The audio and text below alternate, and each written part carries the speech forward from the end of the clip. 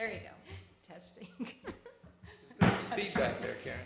Let's push the A little bit of eye button. feedback. Oh, Call to order. This is the meeting of the Historic Preservation Board, Denison, Texas. Will come to order at 12:01 noon, 12:01 p.m.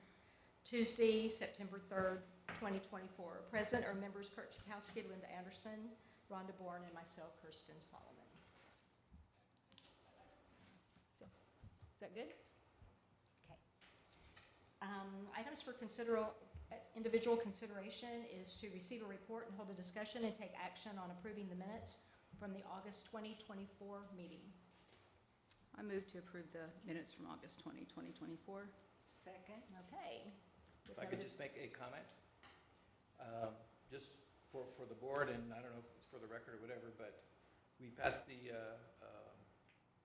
a decision last time about Moxie Graphics. They were definitely within compliance within 7 days, and they already have their new sign up. So I stopped in to talk with them, and he wasn't there. He was still on vacation, but his staff. Thank you. Thank you. Now, they were responsive. Thank you. So we have a motion to approve the minutes by Rhonda Bourne and a second by Linda Anderson. All in favor? Aye. Motion carries. Item B, receive a report, hold a discussion, and take action on a request for a C of A to paint 2 exterior doors on St. Luke's Episcopal Church at 427 West Woodard. You would note for the record that I'm recusing myself.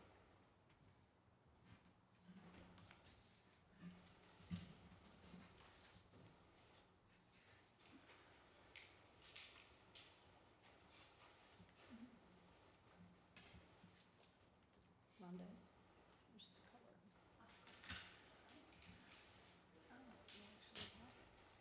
Okay, thank you. This case was tabled from the last meeting on August 20th, 2024. The board had requested that the paint color be placed on a piece of wood or paper just to show you what the hue would be like. And Mr. Redwine did provide that. This is for St. Luke's Episcopal Church on Woodard Street for the 2 doors, a single entry and a double entry door only. The wood trim would remain that whitish color or off-white. Mr. Redwine, when I spoke with him, did note that the doors in Sherman are painted the same color. He had told me he was going to send some photos of those doors, but this is what he left for us. And so at this time, that is all the new information that I have for you.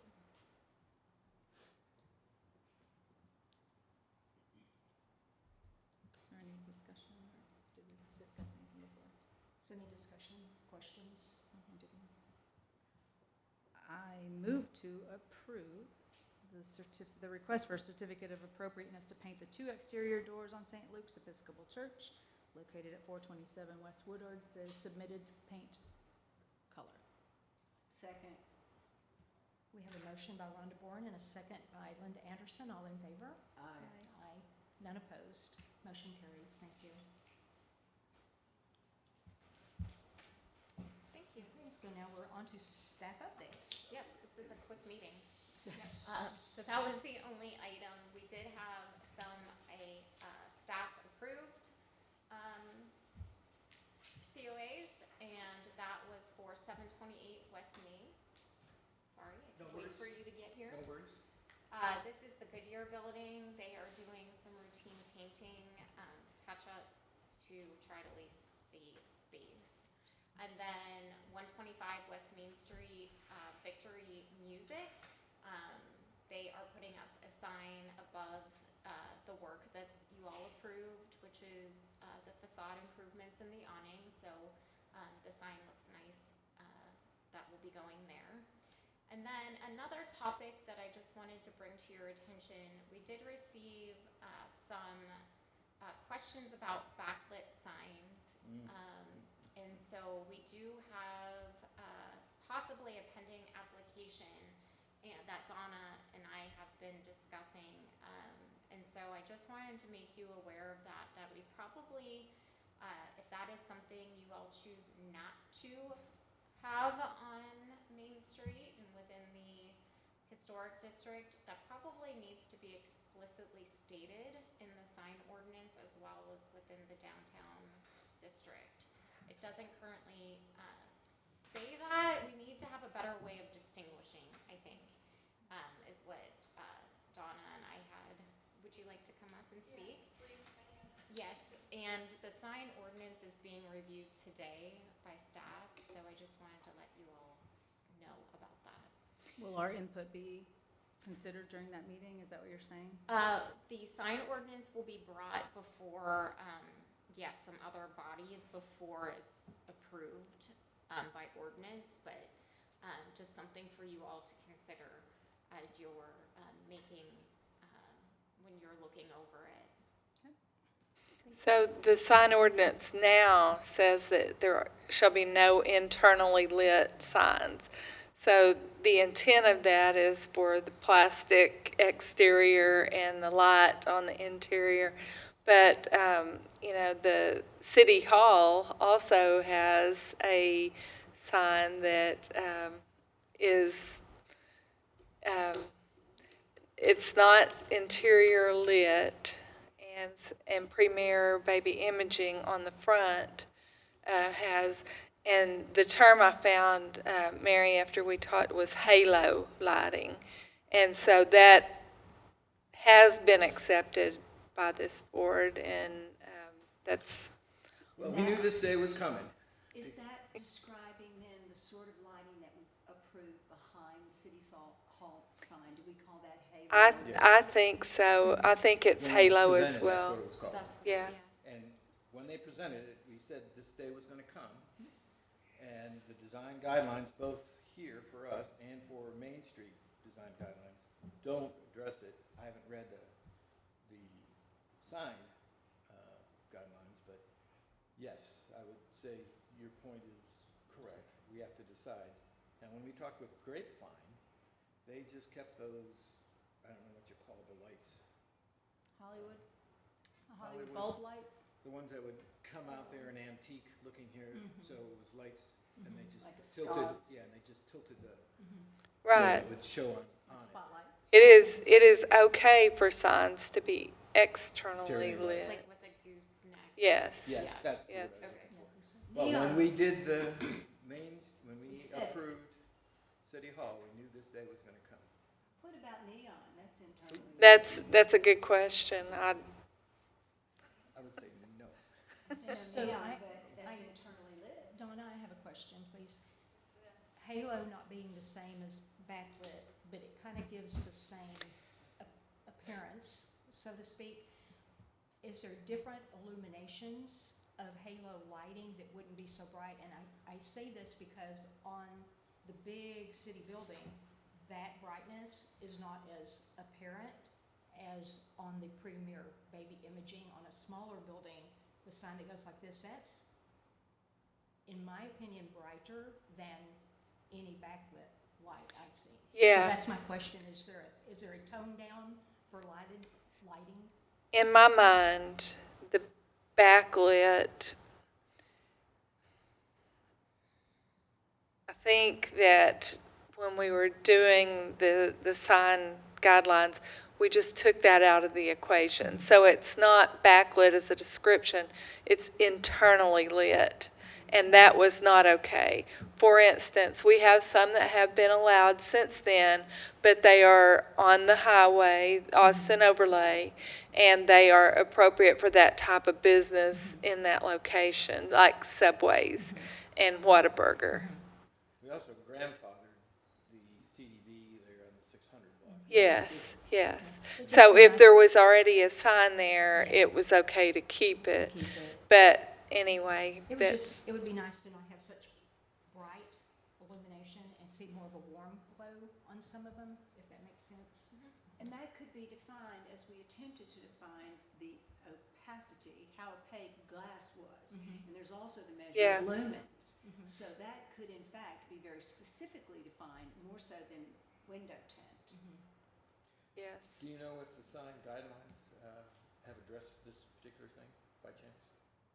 one The that's gonna be- the halo? No, they did not in the downtown because it wasn't a thing when it was written 10 years ago, 12, whatever. But still, the internally lit is not okay, in my opinion. And that would mean the letter P is all lit up, right? Lit up letter P, for instance. That's what you mean by it's not internally lit, right? As opposed to halo. Just trying to understand the definition. Halo is a light shining behind it Understood. that you can see Right. the halo Right. outline. If you took that D there behind That's what I was Kirsten saying. and you, Light comes it's, through it. yeah, if you Understood. can see through it from inside, then it's not Do okay. we need to get representatives from the sign group, the Main Street group, us, and get together and get a definition or a set of common guidelines that all three entities could then add to their guidelines?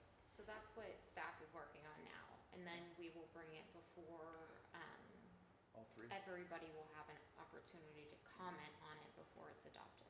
It would be really nice if we could actually make it the same for all three. Oh, yeah, I If, agree. if you want my opinion, it's the existing sign guidelines are still good, Relevant?